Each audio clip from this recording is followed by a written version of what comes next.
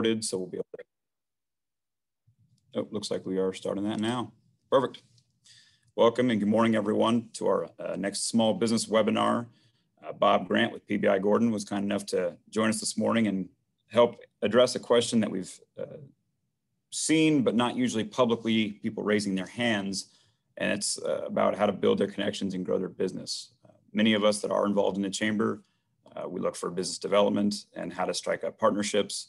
But it can be a little awkward sometimes when you've got a room full of business development professionals and you think you've been doing something the right way for years, or there's techniques that you could be doing that you're just completely missing.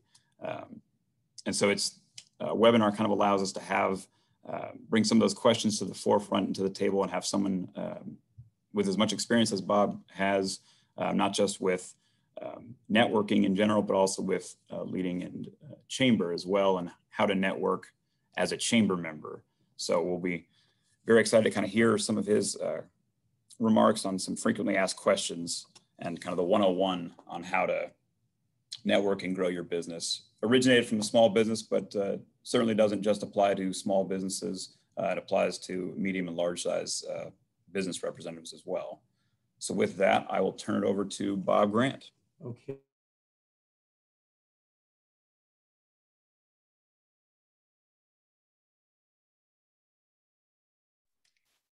Good morning. Good morning, everybody. Let me share the screen here. Sorry, I'm working on, I'm showing up as Marlene, so I'm sorry that I'm tarnishing her reputation. Okay, can everybody see that? Can you see that yet? We're just looking at you right now, so you got to share screen. Then okay, so I got to get back to that. I'm a Teams guy. I'm not a right there. And share. All right, now we got it. Yes? We got it. Thanks, Jake. I like the thumbs up thing here. All right, I'm going to go to slideshow so you can see it, okay? But it's not going, there it goes. Okay. I call this Networking 101. Let me just give you a quick synopsis of me, which is the next slide. Well, let me just talk this way.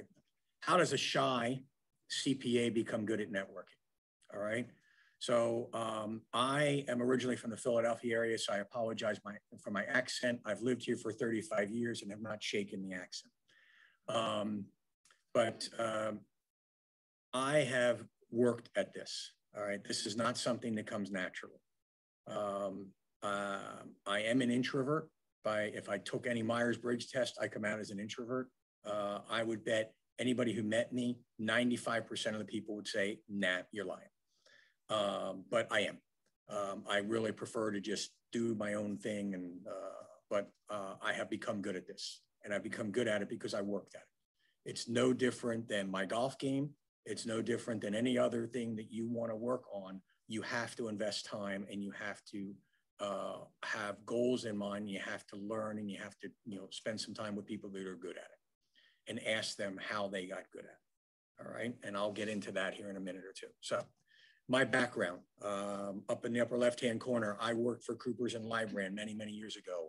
Those of you who are younger know this is PricewaterhouseCoopers, but it was Coopers and Lybrand many, many years ago. I've worked for CertainTeed, which has a big plant in Kansas City, Kansas. Those are the folks that moved me here many, many years ago, all right, in 1985. Right during the World Series. All right. So my timing was really good. I've worked for Bayer, both on the crop protection side and the animal health side. There I was a supply chain guy.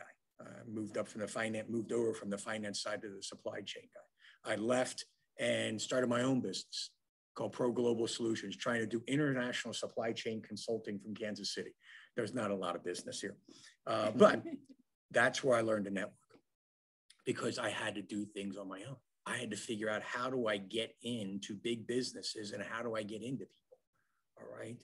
And I'll touch on that. A lot of it is sharing knowledge, okay?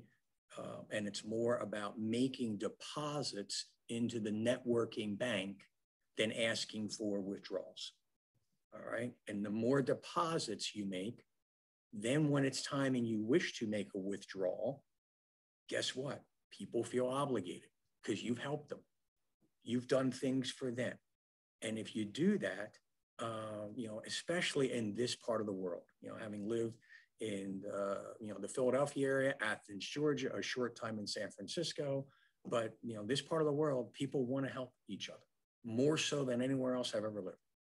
All right. I then spent about 3.5 years with the Greater Kansas City Chamber. Sitting here in Shawnee, it's the other chamber. Okay, but there, my job was to help people network and to help people get smarter. All right. I then left them and went back to Bear for a short period of time. And then I got hired by Rockhurst University, Father Tom Curran. Father Curran said, come do what you did at the chamber to fix my alumni relations and my fundraising. And 3 months later, oh yeah, I need you to do marketing and PR for the university. So the little accountant, okay, go back to the CPA, talk about how fun that was, that, that the accountant is now running PR and marketing for a university. All right, that was pretty cool.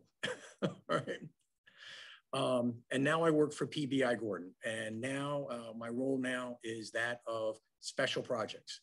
So I am, as the CEO describes me, I am his variable asset. He's also an accountant by training. So I'm his variable asset. He can plug me in anywhere in the company to deal with a problem, and I can do it. All right. And I can lead the team and help coach folks to fix things. So that's what I do. All right. So my networking is both external and internal. So inside a big company, you've got to be able to network too. And if you can network inside the big company, i.e. making all those deposits that I described, then when it comes time to help, to need some help to get a problem solved, I know everybody. All right. In the PBI world, I led the project to put us on a complete new ERP platform. Well, I had to meet everybody across the company that touches that ERP system throughout the, well, that's a lot of value I got in my pocket because I can pick up the phone and still, even though, we're 2 years into this, people still talk to me, having put in a new ERP system. All right. So let's go on. Let's keep going. All right. What is networking? Connecting with people, establishing community, and deepening one's sense of belonging. All right. In the world of COVID, that's missing. People really struggle to belong. All right. I can't wait until we're all back in our workplaces. I, as somebody who's been around and working for over 40 years, I don't understand how somebody onboards with a new company right now, how we can do that. How do you teach a culture?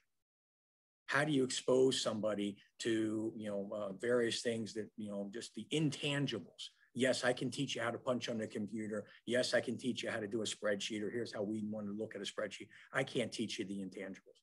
Those things are learned at the water cooler. They're learned in the hallway. And they're learned, let's go grab lunch together. That's where that stuff's learned, and it's not learning. It's not being learned right now, in my opinion. All right, let's go back to establishing community. A lot of us have, I'll use LinkedIn or Facebook. All right, Facebook is personal, LinkedIn is professional, and keep them separate. That's simple. All right. I don't know. I'm sure there's lots of other social media platforms out there that you can use. Yeah, I get some news from Twitter, not a lot, because there, in my opinion, there's too much disinformation. I usually use Twitter to follow what's really going on with the Royals. I can hear what's going on with the Royals or the Chiefs, depending on the season. But LinkedIn is where I scour LinkedIn. If I'm on a conference call and I'm bored, I'll go scour LinkedIn and see what's going on. All right. And multitask. I've been doing this for too many years, so I can get away with that. All right. Connecting with other people. There's different levels of connecting. I have close to 2,000 people on my LinkedIn, and I'm not here to say that's a goal in life. But when I network with people, I tell them there's folks on there that I know, that I'm willing to, reach out to and connect. And there's folks that, yeah, they're on my LinkedIn. And there's a difference. All right. So we got to make sure we understand that. But the more you can connect with people and the more you know, that's knowledge is what you're trying to get. And I'll touch on that here in a second. All right. There's a lady by the name of Alana Mueller. She is here in town. She has written a book called Coffee, Lunch, Coffee. All right. I am blessed. I know Alana. All right. I am equally blessed that Alana, on her first page and her thing, my name is there. Somebody who she talked to before she wrote the book. I read the book while I was still in draft. Okay. I was one of her little editors beforehand. All right. She is absolutely the queen of this. She is by far the best at this. So let me back up. Again, it's coffeelunchcoffee.com. And you can go out. She's got a blog. She's got a book. I would highly recommend, if you're new at this and you want to try things, this book is fabulous because it gives you how-tos. You read a chapter, at the end of it, it's got, some, I'll call them, exercises or homework to do. And it's fabulous to help you walk along to build your skill sets and to practice. All right. 70% of your learning is going to come from experiencing it. 10% of it's going to be from going to a training class. 20% of it is just, you talk about it with other folks. All right. That's that 70, 20, 30 concept that's out there. All right. All right. What is networking? This is me. All right. It's not who you know. It's not what you know. It's what you know about who you know. Let that sink in for a second. It's there in front of you. It's not who you know. People know a lot of people. All right. It's not what you know, but it's how you connect the two. All right. When I worked at the chamber and I had people that I wanted to connect, I always had a purpose why I was connecting them. You're really smart at this. You really want to know about this. You two talk. And then I got out of the way and stayed out of the way. All right. And I did that multiple times. It's the same thing to help people, from a networking standpoint, when you are, helping somebody who's in a job search. All right. I'm going to introduce you. I'm going to tell you why you're a smart person and why this is good. And then, you as the job hunter, you got to sell. I can't sell you. All right. I'm not going to be doing the work for you. I can just say, I think that, Susie's a really smart person and I think you'd be good. And I think you should, really consider just having a conversation with Susie. All right. So again, connecting what you know and who you know is networking, in my opinion. If I had to boil it down to, a long sentence or a run-on sentence. Okay. Why should I network? Okay. And then I've got this great long-term job. Why should I network? Okay. All right. You should network because things change. You should network because you should always be striving to be smarter. You should always network because I can always learn, be a lifelong learner. All right. People want to be around smart people. People want to be around people with positive attitudes. So if I go back to that very beginning that I talked about, that I worked on this, I read a lot. I spend a lot of time reading. I spend a lot of time thinking about things and calling buddies, male and female. I'm thinking about this. What do you think? Here's my thought. Am I crisp? Am I not crisp? Am I, and again, if you reach out to somebody and you ask them their opinion, you're obviously telling them you think they're smart. All right. How does that make you feel when somebody else says you're smart? All right. All right. A smile comes to your face. More importantly, a smile comes to your heart. And that heart is what drives it. Remember, when you communicate with people, the vast majority, I'm not going to put a percentage on it because I don't remember the data. The overwhelming vast majority of communication comes from non-tangibles, not the verbiage you're saying. It's that feeling that you have between the two. So understand that's what communication's about and feed that. Make sure you are the smart person. Make sure you're the person who has a positive attitude. And your networking will be stellar. All right. It's Saturday night. You had plans. They fell through. So you're going to pick up the phone or you're going to text a friend, but you got a whole array of friends. Are you going to text the person who has a positive attitude?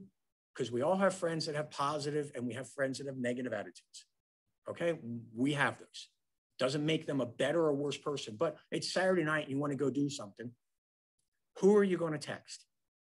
Who are you going to call? All right. You're going to call the person with the positive attitude.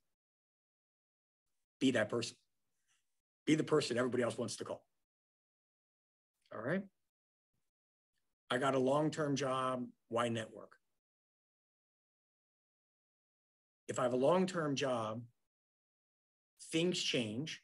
That job, there may be some disruptive thing that happens and that job isn't needed anymore. That could happen. Nobody wants to think about it, but those things do happen.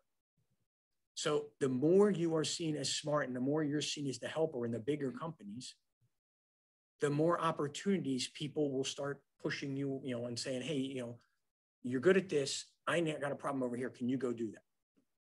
And I'm blessed that happened to me. And I mean blessed. All right. I was asked to go run supply chain. I didn't know what the hell it was. All right. I understood logistics. I understood moving stuff from spot A to spot B. So I then was asked to do it. I was tasked to do it. I went and got myself some training. And the book was about 12 inches thick because this was pre-internet. 12 inches thick, a week-long class. I referred to that book. I mean, I had, all sorts of tape on that book to keep it together.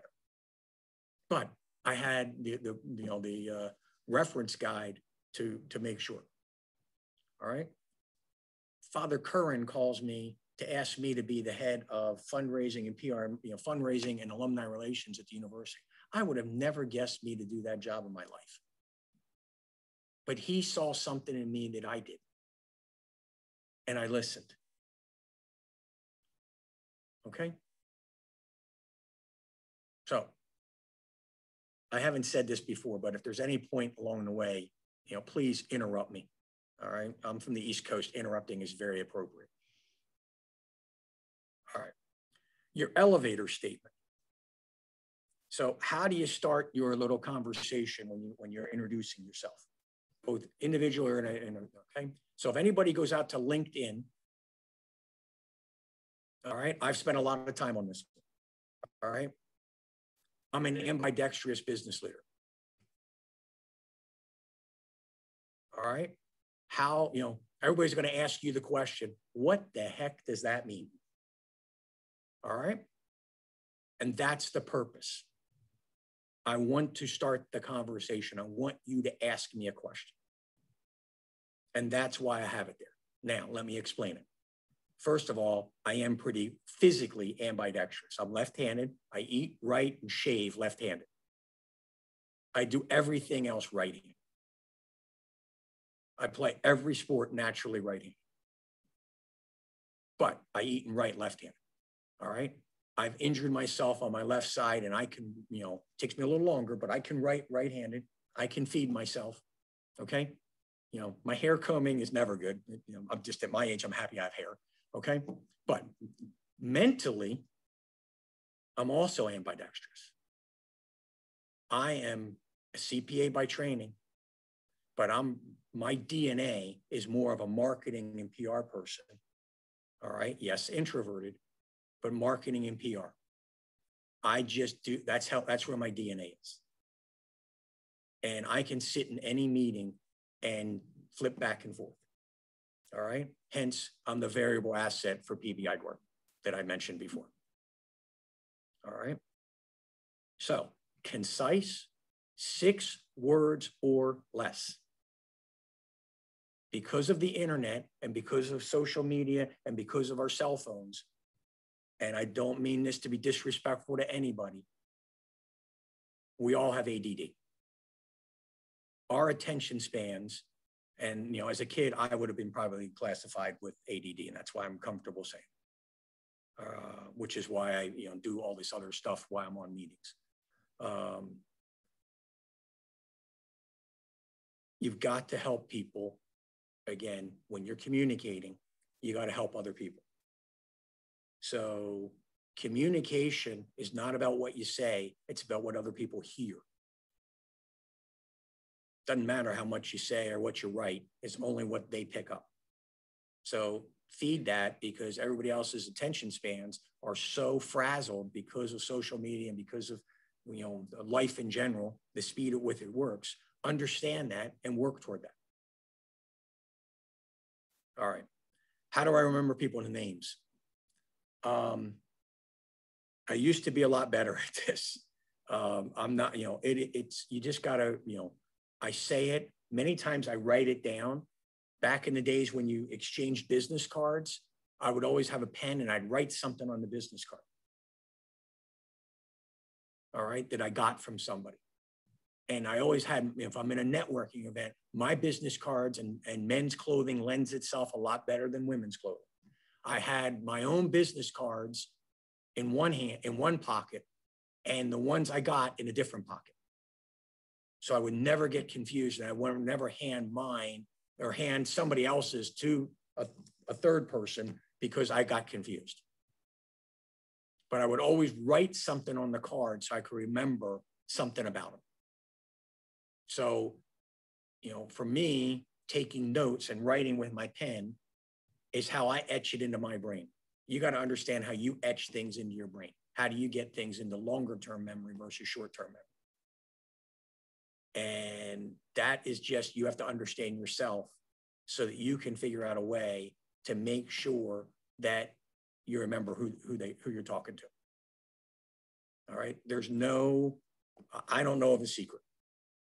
I just know as it's work and figure out what you want to do. All right. I think I talked about typical network. How do I get started in networking? So what's my opening line statements? It's usually, hi, I'm Bob. And then I try to use humor a little bit. At times I describe myself as Bob from Account Temps, because we've all heard that commercial on our radio around here. All right. Because, I'm an accountant by background. So I, start with that. But I also then just ask people, what do they do? And my main question is, how did you get to that gig? How did you get that job? All right. What's your path? All right. And in networking first round, he or she who talks least wins. Let me say that again. He or she who talks least wins in networking. Now, when you're working against it, when you're networking with a good networker, you're both playing the same game. So understand it. All right. Ask questions. Go back to that ability to make people smile and make people feel good. That's how they're going to remember you. All right. Again, you want to be seen as that person who's smart and has a positive attitude, and people will flock to you. How do I make the ask? What I mean by that is, could we get together and, and talk? Or, would you mind if I use the word insights a lot. All right. I'm trying to, again, pick word choices that people understand, but they're a little off center, a little bit, just to be memorable. All right. if you think about, and I'll go back to the Greater Kansas City Chamber, that other chamber, we would have events that would have 500, 600 people in them. How do you get remembered? Well, I would watch people and what they were doing, all right, and what their how they did it. They had a little memorable thing that they did to everybody. And after a while, like the 6th or 7th event where I started to know them a little bit, I would just laugh at watching them do their craft. All right, and I would call them out on it privately. Okay, and we would laugh about it, but it was what they were doing to be memorable. All right, and be yourself. Don't try to be somebody else.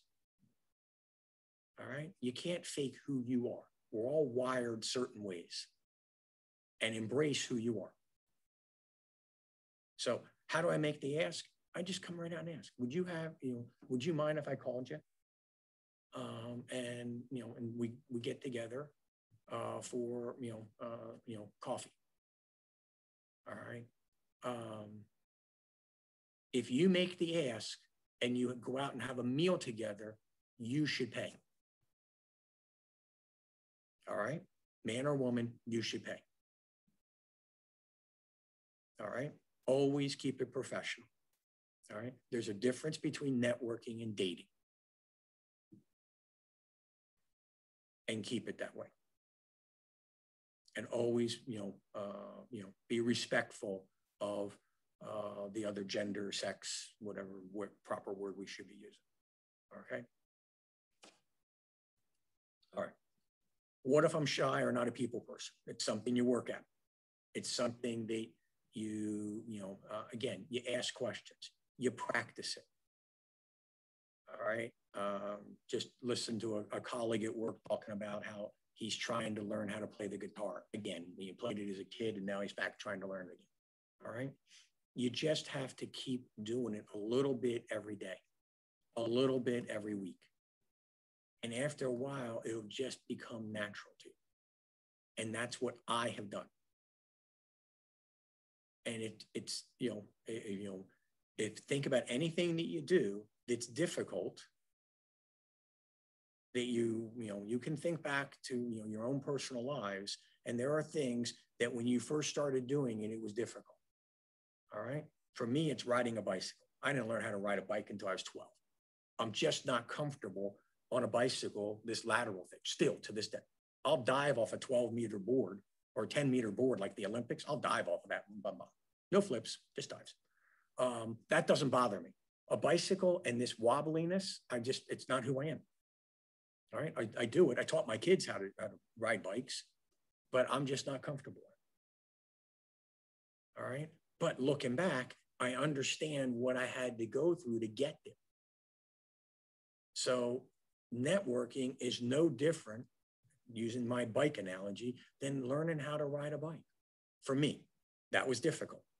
Think about something for yourself that was difficult when you first started it, but now you got it. That's what networking, you can do that too with networking. All right, and Alana's book is a great guide to just walk you through. You can get it through our website. I'm pretty sure local bookstores have it around here. You may not, I'm not sure if it's on Amazon, but local bookstores have it. All right. What do you do if you're asked? Say yes. Okay, you want to be that helpful. You want to be seen as helpful, and you want to be seen as friendly and kind. Okay, and it's okay to say, look, my schedule is really busy right now. I want to help you. Can we get together in 2 weeks? Okay, I'm traveling. I got a lot going on, family things, work things. I know, I'll use a radical thing. The person's out of job and you really want to help them. Okay, but you're just slammed. Okay, you want to do a good job at this. Okay, always 9 times out of 10 you accept. Okay, yeah, there are times you decline. All right, I have declined because of folks that my understanding of them, right, wrong, or indifferent, I had questions on ethics. I had questions on motives. All right. And I protect my brand a lot. All right. When I worked for the chamber, and I'm sitting here with two colleagues from the Shawnee Chamber, all right, they know this. If you have, a list of names, I call them a Rolodex, okay, all right, showing my age again. But I have a list of names, or when I worked at the chamber, to kill for. I mean, there was, my phone was full of cell phones for everybody in the city. I mean, I could get to anybody because of my work at the chamber. I had to protect that. The minute I let it out to the wrong person, my reputation was dead. All right. So when I left the chamber and it was time for me to network, it was okay for me to use that. And I didn't have a problem because I understood the code of ethics to protect it. All right. So there are times you decline, and that's your prerogative, but you got to understand why you're doing it, why you're not doing it. All right. But 99 times out of 100, I accept it. All right. How to network at big events. Be focused, have goals. If there's people you want to meet, that's what the chamber staff is for. Or another colleague, do you know, I'll say Bob. Do you know Bob over there? Yeah, I do. Would you mind introducing me? All right. And chamber staff is going to say, of course. All right. If they know. If somebody else, do you know that person? Okay. Yes, I want to meet them. All right. Keep it quick. All right. Just, how are you? Brandon, how are you? Good to meet you. I've heard a lot about you. And and then ask one of those questions we talked about before. How'd you get in the gig? What are you doing? What keeps you up at night? All right. Work-wise. All right. And then you're setting yourself up for long-term. All right. Don't try to hit home runs every time. All right. To use a baseball analogy, you want to do this in steps. You don't want to try to, close the business deal the first time you meet somebody. That's not how it works. You want to be seen as the smart, positive person. People will really do things to help you. All right. So, what is your goal? Your goal is to get to meet 3 or 4 new people. When you're networking one-on-one, and typically networking one-on-one, you are trying to get a new role. You can, okay? I'm going to phrase one-on-one as if you're trying to network to find a new job, all right? When you're doing that, and if Bob works for PBI Gordon, and you really want to work for PBI Gordon, and you talk to Bob only about working at PBI Gordon, what's Bob going to think? Bob's only going to be focused. He's going to put blinders on about PBI Gordon. And if I don't have a job at PBI Gordon, I'm not aware of one at PBI Gordon, I'm not going to think about 17 other companies that I know about that may want your skill set. That's called self-limiting. Don't do it. Paint the picture broad. Here are my skill sets. Who do you think I should talk to? And in this case, if Bob thinks, this is a smart person, we probably need to, figure out a way to get this person into PBI Gordon, then Bob's going to do that. But, don't set the stage that Bob's only thinking about PBI Gordon. Set the stage wider and let Bob narrow it down. All right. Okay. How to use LinkedIn. It is a fabulous tool. There are so many ways to search. You can search by anybody who went to school at your, I used this at Rockhurst. I got a lot of new people, found a lot of new people when we're using LinkedIn for Rockhurst University when I would go around to different cities around the country. And I would say, okay, there they are. Yes, I would look at job titles. All right. And I wanted to, people who had vice presidents. Okay. I was in fundraising. All right. You can understand why I was doing what I was doing. All right. And I would just, hit them a note through LinkedIn. I'm coming to town. Love to talk to you and bring you up to speed on Rockhurst. Never the first time did I ask him for money, ever. I was given checks at times, yes, but never would I ask for it. Use the same concept when you're talking about business relationships. Use it, search it, look through your friends' LinkedIns, ask them to introduce you. It's no different than people introductions. You can use LinkedIn the same way. Can you introduce me to, name the person? All right. Keep in mind that people's relationships change and they ebb and flow over time. All right. Times they have a good relationship with said person. Other times I haven't seen them for 4 years, but they're still on my LinkedIn because it stays there. It doesn't go away. All right. I always send birthday greetings. People's names come up on LinkedIn. I'm always sending birthday greetings. It's just my little way to just connect. All right. Or job, the job longevity. All right. I use that too. Just another way to connect. Just to say hi, just to keep, just keep that string slightly connected, even though it might be stale. All right. It's not about how many you have, it's how good they are. And you can do a lot of research on LinkedIn. All right. There is an incognito methodology to do it too. You can turn off your who you are to do the searching. All right. Okay. Now for the folks that are online, what did I miss? What questions might we have? And I'm going to take a drink of my iced tea here for a second. So we have a couple questions, and I'll just talk so that they can hear through your mic.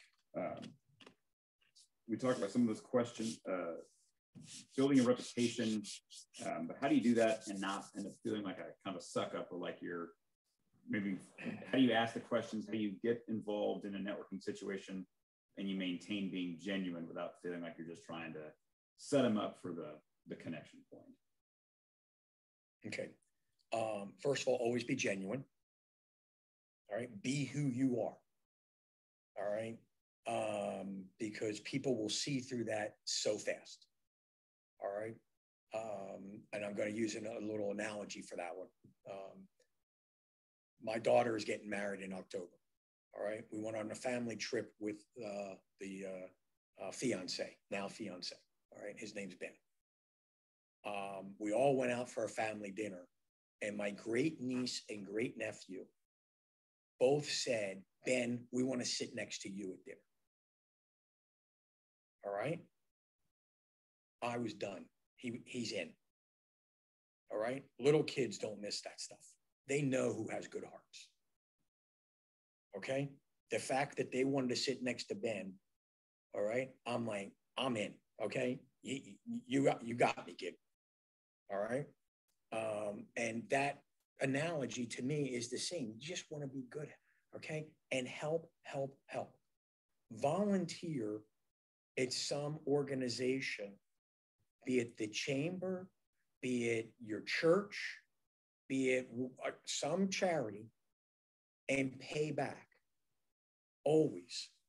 All right. This is the first time right now, and I'm not looking for anybody to ask me to do it. It's the first time in 30 years I have not been on the board of something. Okay. And this is like 3 weeks old. I'm feeling a little out of kilter, but I also am just taking a little break. I will be back. But it's just my way of, and again, that's another way to build your network, by volunteering for organizations and just getting to know more people. So did I cover that? Okay. Again, and things I've said before is always help people. Is when you're in the big company, if you're seen as the helper who just helps everybody, oh my God, does your reputation soar? It's no different in the business world. If you're running a small business, I've run a small business. All right. I had to help. All right. When I ran my small business, I wrote articles praying I could get them published.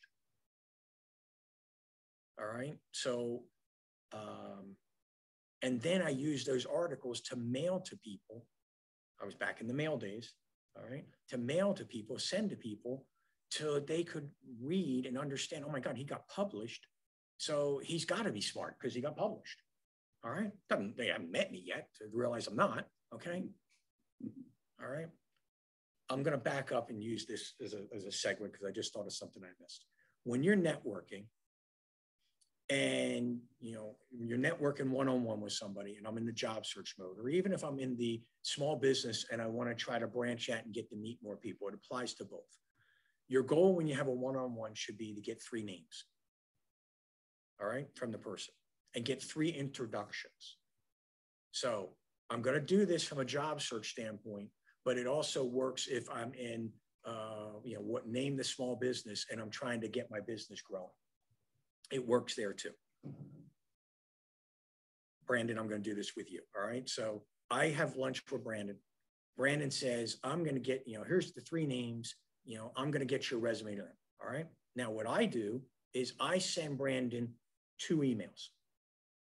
1, thank you very much for meeting with me. It was a pleasure being with you. If you happen to think of anybody who you think I should talk to, here's my resume. Stop. That's email number 1. Email number 2 is the list of names that he said he wanted to do, that he said he would take care of for me. All right. The companies or names that you said that you were going to get me to. Now, email number 1, Brandon can just take that and boom, boom, boom, forward them right out because it's set there, self-contained. Brandon can just do that. Where if I combine the 2 emails, Brandon then has to cut off the other information before he forwards it out. So I'm thinking ahead and I'm trying to take care of Brandon so that Brandon can help me. All right. Now it's time to follow up because I haven't heard from Brandon that he did what he did. Marlene would have done it. Brandon, different story. Okay. All right. Brandon didn't do it. So what do I do? Do I send the email, Brandon, remember, and I'm purposely trying to change the tone of my voice to be whiny. Brandon, you didn't send this thing to me. Okay. You said you were going to do this and you didn't do it. All right. How's Brandon going to feel about that? Okay. He's not going to be happy about that. All right. Take a different tactic. Send Brandon something. Brandon, I remember our conversation, and send him a gift. And the gift is just an article. Brandon, we talked about this, or here's an interesting article I came across, and I thought you'd be interested in this. Now, what just happened in Brandon's head? Brandon just found out that Bob thinks Brandon's smart because he gave him a gift. It's the Midwest. When somebody gets a gift, they think reciprocal. Oh my God, I need to give him a gift back. No, what Brandon really thought about is, oh, fill in the blank. I forgot to do that for Bob. I got busy, life happened, and I forgot to do that. So when Brandon responds to me, then I can go in and say, hey, have you had a chance to do that? Or 9 times out of 10, Brandon says, I forgot to do it, I'm on it. All right, you see this, what just happened there. I kept Brandon as a friend. I didn't whine to Brandon. And that in the business world on follow-ups, that is, just keep sending positive articles. Hey, here's some smart, keep sending positive things. Your chamber does that every week because they send you information, news about what's happening, what they're doing to try to help you get smarter. Do the same thing from you. And you can send the same article that I would have sent to Brandon about, hey, here's a conversation or here's something I thought you'd be interested in. I can send that to 47 people, the exact same article, provided I send it with 47 separate emails. Never blind copy and mass mail. Never. Because now you're not doing a one-on-one connection. And everybody knows it. When you get blind copied on something, everybody knows it. Okay. So the gift, you got to make sure you give a gift. And gifts don't have to cost a penny.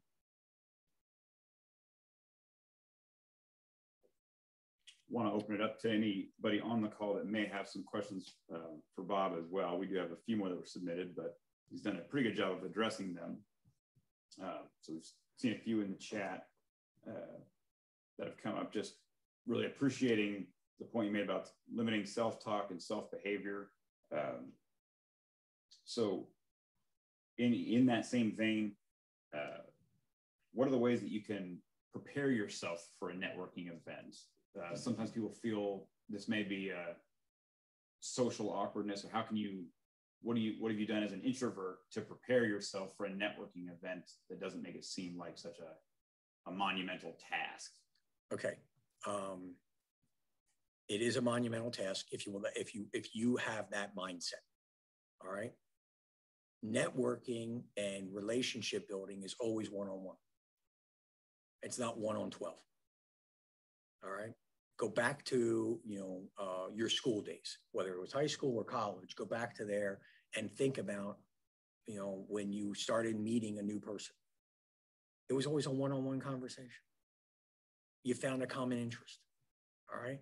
If you happen to walk into somebody's office, always pick, most people have personal memorabilia in their offices. Pick out something in that office and get them to start talking. And if you're an introvert, the more you get them talking, the happier they are. All right. Even introverts, they don't mind talking about themselves. All right. Feed that need. The daughter that's getting married, she's a psychology major. Okay. I went to the school of hard knocks for learning what she's got in college. All right. It's just, understanding what other people and understanding, I'm not special is how I say it. All right. I'm no different than anybody else. The same basic needs that I have that make me feel good pretty much make everybody else feel good too. So think about that when somebody does something that makes you feel good. What made you feel good? And how do you now turn that around and make somebody else feel good?